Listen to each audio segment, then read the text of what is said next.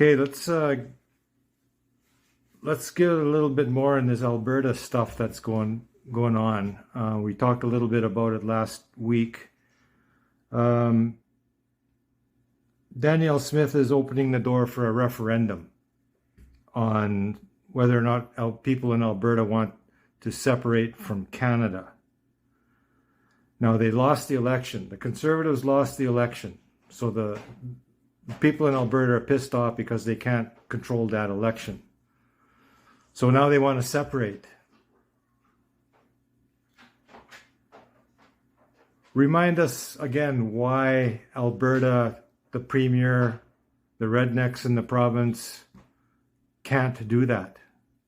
Or can they? Okay, just to reiterate what I originally commented about it. First of all, I always look at things from a legal perspective, and not necessarily the white man's legal system. I must include our own because I know our law. And to look at the situation with Alberta at this time, what you have is you have a provincial premier who is part of an elective system, which is of the corporate world. Now, having said that, does that make it Alberta into a corporation? Well, they're part of Canada. And Canada has been on the stock market, has been for sale since the early 70s that I recall, first coming across it. It was registered under two different names. So when I consider that, it would be harder for her to become, in any sense of the term, a sovereign. Now let me explain that. Now I'm going to say some things that our people don't even understand, because I'm saying this for them, to wake them up, because they got to be woken up. I'm not being hard on you people. I'm very serious. I know what I'm talking about in relation to law. You're on the wrong side of the fence, all of you. Because you follow politicians. You become like them. Not similar to like it don't, but what it is you do. Why are you doing that? Becoming like them. You are destroying your own people by misleading them, by becoming like a white politician. You're not going to achieve anything in that world. For example, going back to her and her objective, the way I perceive it, she's made several trips to see this orange man down south, Trump. She never talks about the discussions they've had. But if you look at her backing, they're all the people that made that trip to Ottawa, as far as I'm concerned, just wasted diesel fuel. They got 10 million invested to assist it. Where do you think that money came from? Came from the South. The elite that rule this world are causing the disturbances. They can afford to do it. They're just causing a disturbance. So now, where she, as a premier of a province, can declare all she wants about sovereignty, she doesn't understand sovereignty. Here's the shortcut to sovereignty. And I'm going to say things like I said. And some of you people, you can disagree all you want, but ultimately you'll find out in the end. I'm not trying to be right. I'm trying to help you. So here's a statement. Now you find out what it really means, because I'll help you a bit. And this applies to Danielle Smith as well, and all those rednecks that are behind her. Now here's the statement. It is the truest sense of the term law in relation to sovereignty. You're either royalty or you're a renegade. En français, renégat. You have no protection whatsoever. Renegade. No protection. The Indian has a protection if they would listen. If they would listen. Yeah, they listen. But they're listening to corporate chiefs. Corporate chiefs that have no clout whatsoever. Because they're part of the system just like Danielle Smith. No different. So they've surrendered whatever little vestiges of sovereignty they had left to become like a white man. The elective system belongs to the government. I told you once before, I'll tell you for the 10,000th time. The elective system on the reserves at the AFN level and other places, it's nothing more than a corporate charter registered under the government of Canada, via Indian Affairs or otherwise. Now today, some of the examples. The chiefs in Alberta are standing up. Well, it's nice that they stand up. They don't need a headdress to do that. It doesn't even belong to them. It belongs to Dakota. That's insulting, Dakota. Please quit it. You're not a chief. You're not even a legal Indian anymore. Because you committed treason by becoming one of them. That's it, and long and the short of it. I'm not here to condemn anybody. Like I said, I want you to get it right. A lot of you chiefs, you won't get up your position because that white man pays you too well to stay in those positions. So for Danielle Smith, she probably has already secured the money in from the South to disrupt whatever it is that the white man is concerned about. Indian people shouldn't be concerned about whatever they think they're doing. Because if you become who you're supposed to be, they can't touch you, nor can they touch or assume jurisdiction or title over the land. She has no title over the lands and what they call Alberta. They call, it's not us. So for those who really want to understand law and to do something about it, you don't enter the white man's system to try and defeat him. He'll whip your ass every time because you don't belong there. You're talking about courts, like the Alberta chiefs are going to go to court to stop. This is ludicrous. Yes, that's exactly what I mean. Yes. Now, what are you going to do? You're going to go enter the white man's system and allow him to decide your future and your children's future. You're putting it in his hands. Every time you enter that courtroom, you're giving away whatever you call sovereignty. Quit yelling sovereignty, please, because you don't know what it is. You're an elected chief, and you scream that, and it's just embarrassing to those of us who know better. It is very embarrassing to see you do it. So please quit it. Now, what is the sovereignty? It certainly is not something that Danielle Smith can ever be a part of. No. She's too far this way, if you will. This way meaning she's way out in left field, saying things that she cannot back up legally. You don't come from a state like she's in, whereby she's a renegade and all of a sudden become royalty. Because the only sovereigns are royalty. And I don't mean England. I address the Queen, and she knows that I know. They are not a true sovereignty. They were defeated when they were known as the Romans. She's of the Roman bloodline.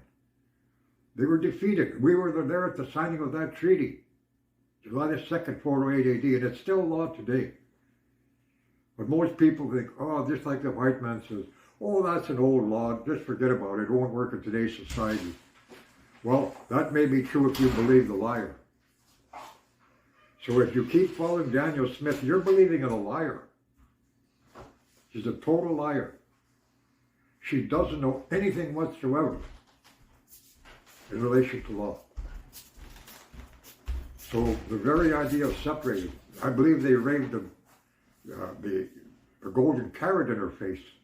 And that's what's making her feel that she's capable of pulling off a separate part of Canada or whatever. Personally, I don't care about Canada. I don't care if it falls or not. I won't be part of it. You know, it does affect us, but it's getting to the point where if Indians wake up, we can take back the territories, the title. But most of them don't want to learn. They hear a little bit and they run it. And they're like I said, I'm a grandmother, I'm this, I'm that. You're everything but the true Indian you should be when you go yelling and screaming. So Daniel Smith is doing pretty well the same thing as I just described. Yelling about sovereignty, which she doesn't understand. She's a renegade. If that says it all. She's not royalty. The Indian is royalty going by the bloodline. And if you become who you're supposed to be, part of a signatory Indian tribe, then you understand what sovereignty is. When it becomes a living philosophy, then you'll understand what sovereignty is. Sovereignty is something that you live, not something you scream in the streets, not something that you use from a political podium, not something that you should even write about, including your speeches when you're classified as a renegade or renegade. So I'm not running you down. I want you to change to become who you're supposed to be. And I'll help you, even though I'm in my 80s now. How long I last, I don't know. But the point of it is, I'll do this until I drop, because I know who I am. That cannot change. It's going to take time till people adjust in their minds. That's where it's got to start. You've got to first of all come to understand what sovereignty is. When I made that statement to her, Danielle Smith, she's not in any way royalty. She's a renegade. You know, she's a renegade for renegade people. Just like lawyers. You know, where in all of this, where Indians have, you know, they don't like the term Indian. Well, I'll tell you right now, the very idea, things are so simple. For example, when I say First Nations are not covered by treaty, they are not. There is no treaty made with First Nations. But if you read them properly, they were made with the Indian tribe. Tribe meaning the people. So that's what you've got to look at. Now the elective system is destroying everything. So I'm saying now to those chiefs, have some honor, quit. Take that money and spend it. It belongs to us, but give it to the people who really are doing something. You know, instead of squandering it on whatever else the white man offers you. Offers you a casino, there you go. It still controls it, not you. You see what I mean? The control of something doesn't make it legal. It doesn't. When you think about it, this whole country is based upon a lie. So honestly, you're dealing with descendants of liars and thieves. Let's get real. Now, say what you want. Oh, my white man's a good guy. Well, good. Keep him good. You know? Well, my white woman, she's okay. Well, teach her something. Never mind Powell. That's about as Indian as a mosquito's fart. Mosquito's fart is more real. The point of it is here, you are being misled. You're being misled. Now, why can I say that? Because I don't have to worry about whether I please you or not. I'm not here to win a popularity contest. I'm here to help you. But most of you are leaning towards a white man. Always the white man's got the answer. Always in his court. Where you're going to lose. You always do. Lawyer can't represent you. He's legally sworn to represent the crown. That's the problem with Danielle Smith. Allegiance sworn to the crown. You've got to be sworn in. Who swears her in? Lieutenant Governor, representing the crown. So the crown, if it's continued to be recognized or acknowledged as a sovereignty, and you're in trouble. I know that because I commanded Queen Elizabeth, and she had to obey, and she did. I have the return letter, and we didn't expect any letter. You send a command, you expect it to be followed and obeyed. because we know who we are. A lot of people have come on board since. I'm not here to say, oh, there's 10,000 of us. No, that doesn't matter. What matters is that they're in it for life. This is for life. Sovereignty is for life. Do you understand that?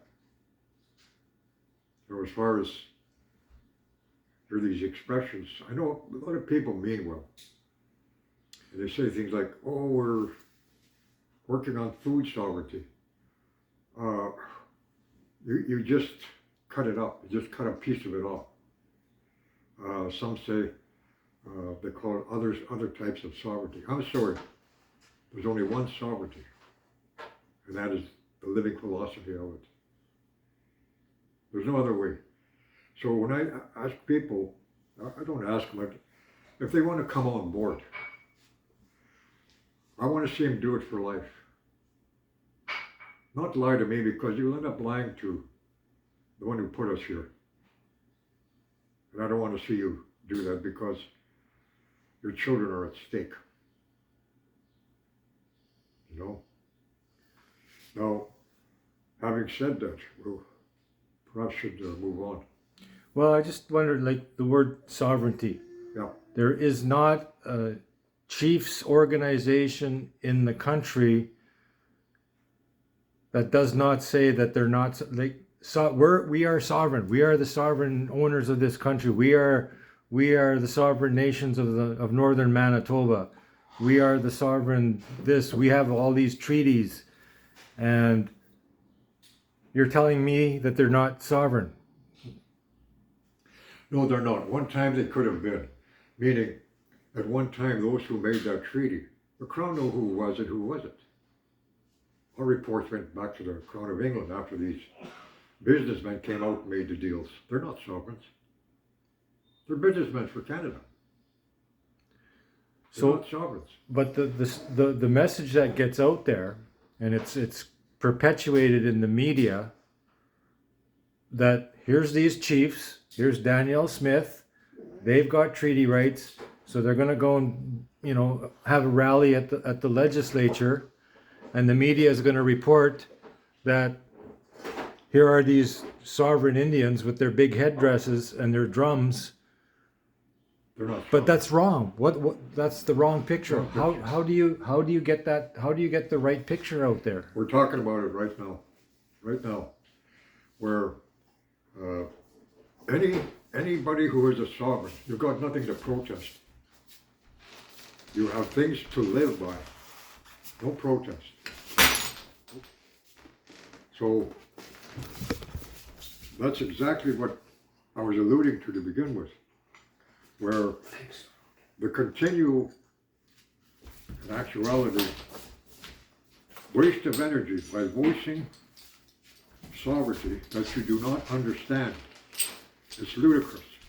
Like I said, it's embarrassing for the ones who know about it. Even the representatives for the Crown, they're probably laughing every time they look at some of these chiefs get up and speak. And yet, you chiefs, whether you like it or not, we're still all related. We're relative by clan. But you don't care about that. All you care about is that dollar. And the people are turning on you because you're not even living by your own constitutions. You know? Well, you're right about that. I mean, people are starting to criticize their band leadership. They're starting to ask questions about where the money is going and what they're doing at their meetings, because the living conditions are not getting any better in spite of the increased budgets, and nothing's going on. Things are worse now than they were 10 years ago for the kids on the streets. Yeah. See, it's only going to get worse as long as you've got misrepresentation by individuals whose purpose is to be like the white man, comfortable for yourself, herself, family, extended family, and all those who vote for you. That's what it comes down to. I remember back in the day, I was talking to some young people in BC side. You know what got me? After talking with them, You know what their ambition was? All pretty well all common. Not everyone. There was exceptions to the rule, but it only proved the rule. And most of them wanted to be like the chief. Control the money. Spend, go where you want. Las Vegas, Rio, you name it. Go have a chief of council meeting in Las Vegas or Hawaii like some of them done. What the hell is going on here? And yet the people are lining up, asking for their welfare, maybe a little bit earlier, so they can feed their families. And these guys are in Hawaii, living high off the hog, talking crap. So things have got to get mean with these people. And mean, what I'm alluding to is people have got to stand up, walk into those band offices, shut them down. Don't be afraid of cops because the police are not legal either. Especially these officers that swear their allegiance and call themselves DOTC or Dakota Ojibwe or tribal police. No, they're not. They're not legal Indians. They've already swore their allegiance to serve the white man. Every time they pick up an Indian, take him to the white man's jail. So that's where your fear lies. You are dealing with people who are not legal. Chief and councils are not legal. They belong to the white man. But you got to get rid of them. You, the people, got to get rid of them. Because if they're not going to bow down to you like they should and serve you as a chief should, you know, for all intent and purpose, I was offered money some years ago, and I know it was to shut up for what I know. I was offered a position with government, representing Western Canada. There's other things that were thrown at me. I don't discuss that openly. It doesn't matter because I don't accept. I would rather pass pass from this world to the next with the very clothes I have on and leave my children the legacy of what I tried to get the people to come back and live, and that's sovereignty. So for what you're saying, yes, people have the right to be angry. But also people have the responsibility to change that which is wrong, and they know it's wrong. There's too many groups out there thinking they're right. We're going the right way. We're going to replace it with a provisional government. We're going to put in place our own elected chief and council. No. Because they've been given free hand. I've seen the complaints written by different people who get hold of me, contact me. They say, well, look at the letter from Indian Affairs. Indian Affairs is saying, well, the chief and council are now on their own self-government. They make the decisions. Go to them. Take your complaints to them.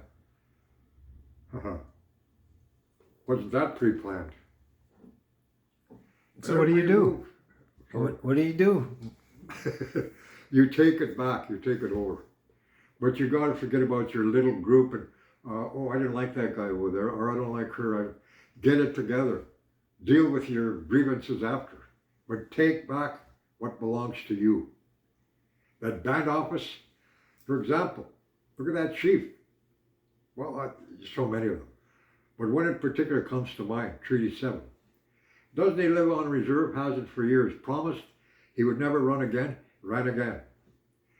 Got a house with all the millionaires off the reserve, west of Calgary. Sits a casino. A lot of the young guys that work there, some of the nephews that I met, they work there. They see him sit there day and night, $100 bills. You know? No, is he the only one? I don't think so. Well, the revolution will not be government funded. Put it this way. A friend of mine said it very well.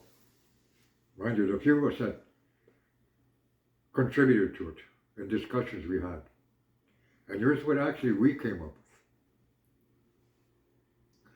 with. Revolutions are caused by hatred of an oppressor.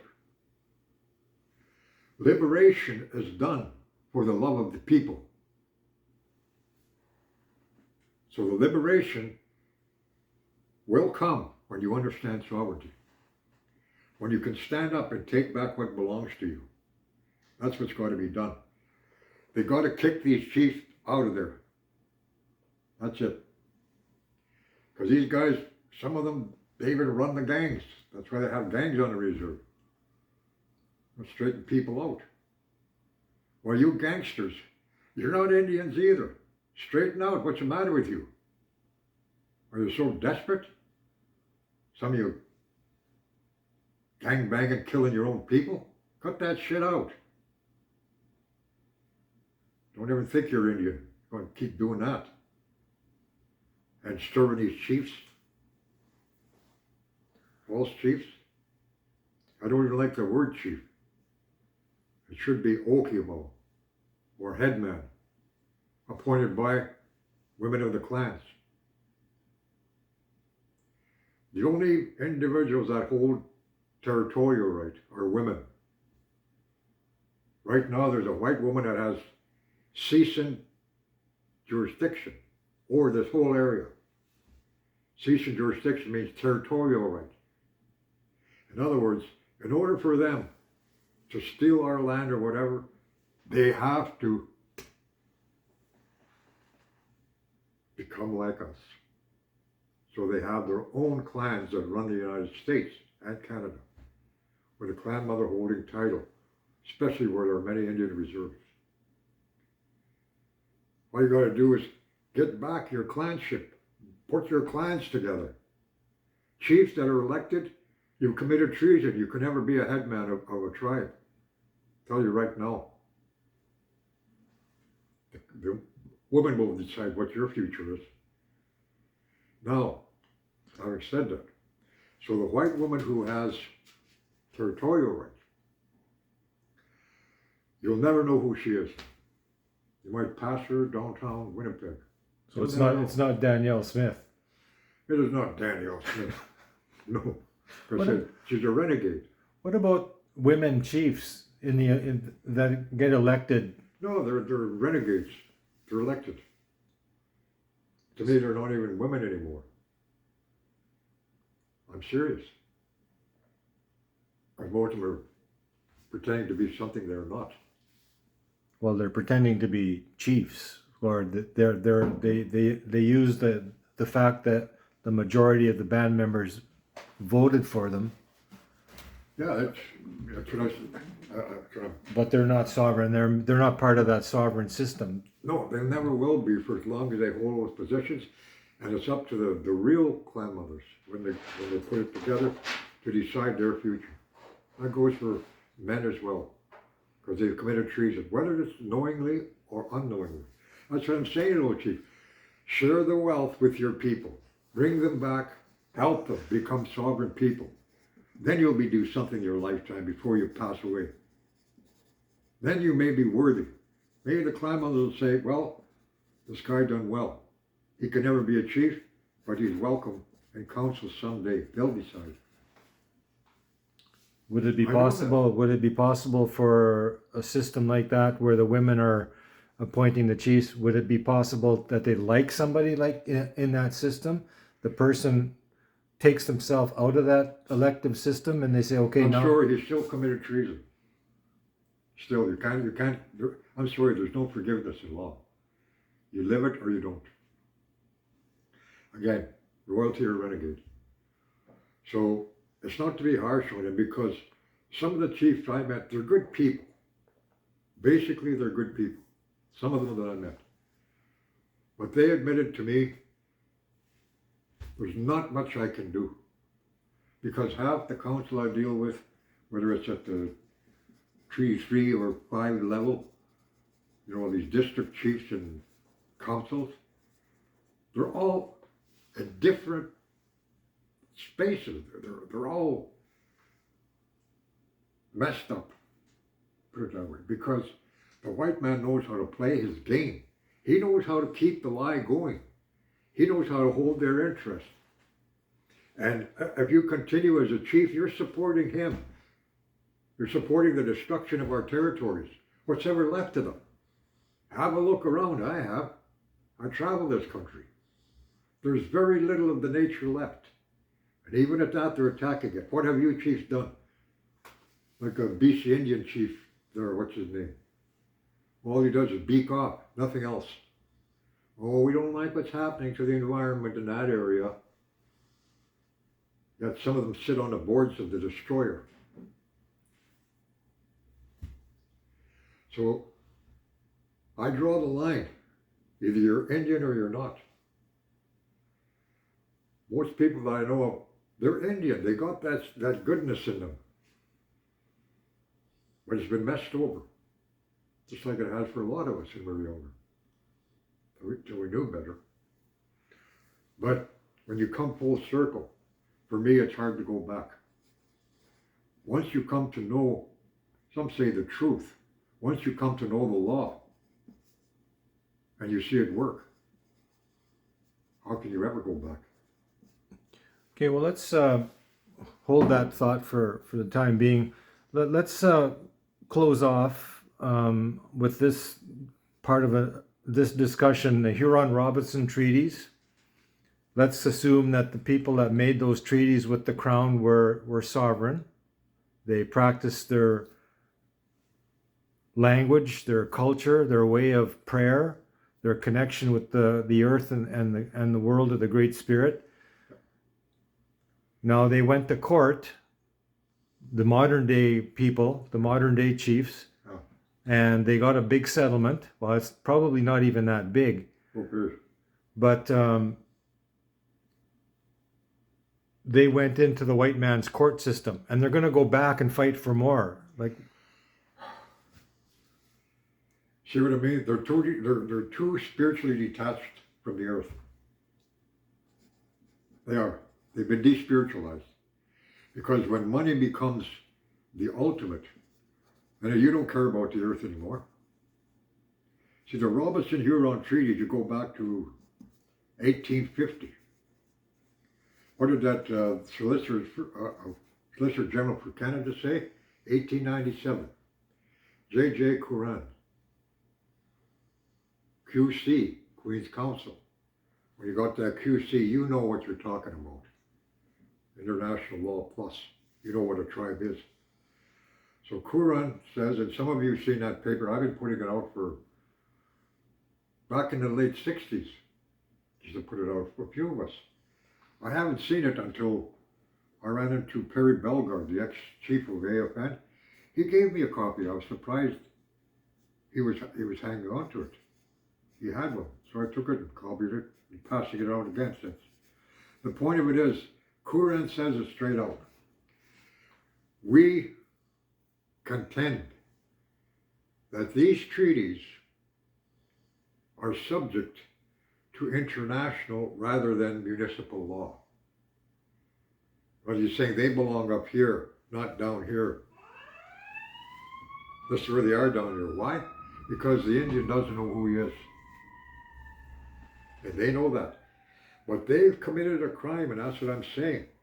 They've committed a crime by altering the Indian. They altered him entirely. Make him into something that he is not. That is a crime.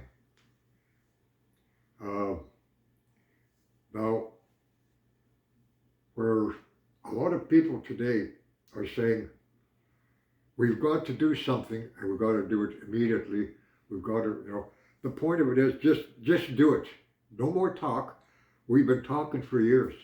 Some of us took actions and, armed roadblocks and whatnot. It didn't get us much anywhere. It did some good.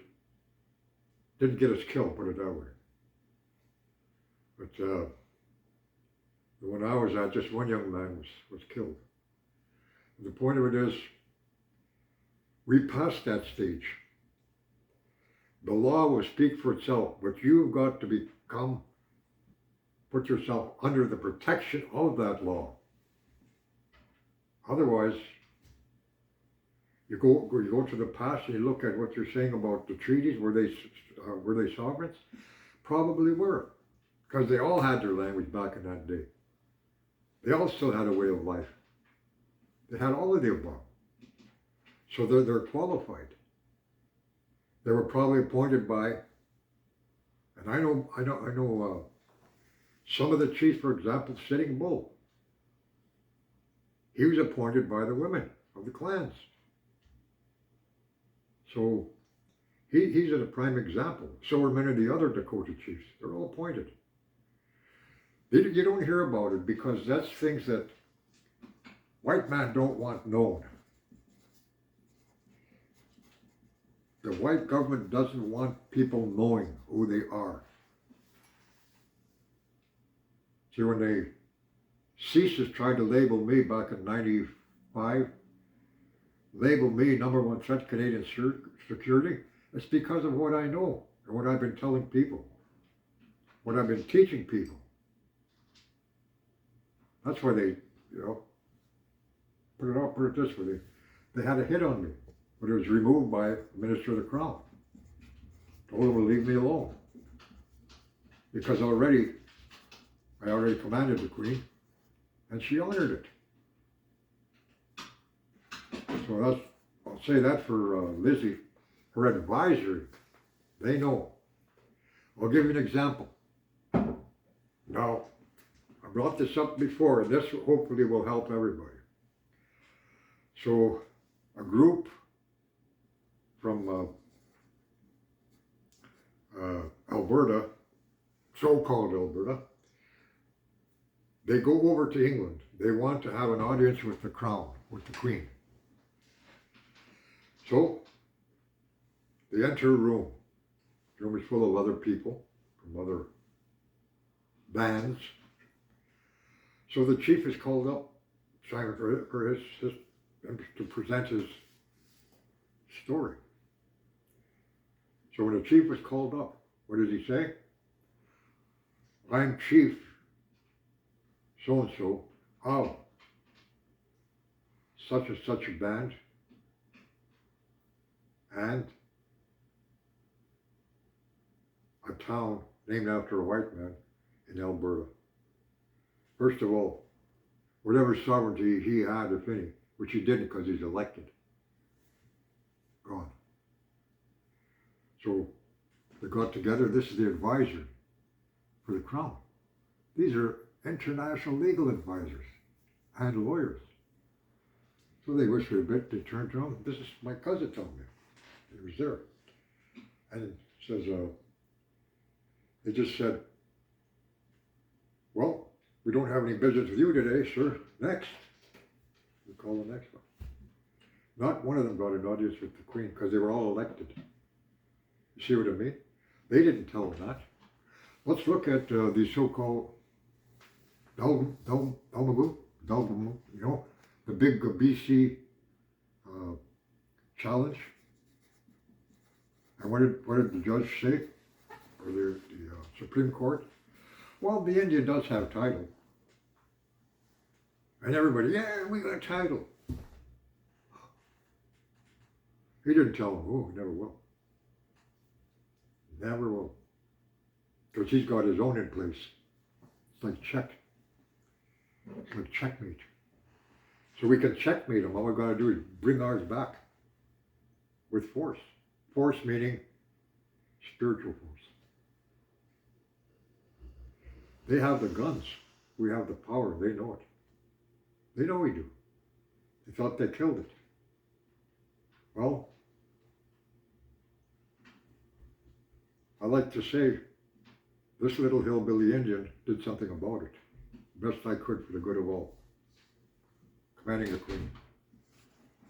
Now, that was to benefit everybody that's listening and that are interested in becoming who they're supposed to be.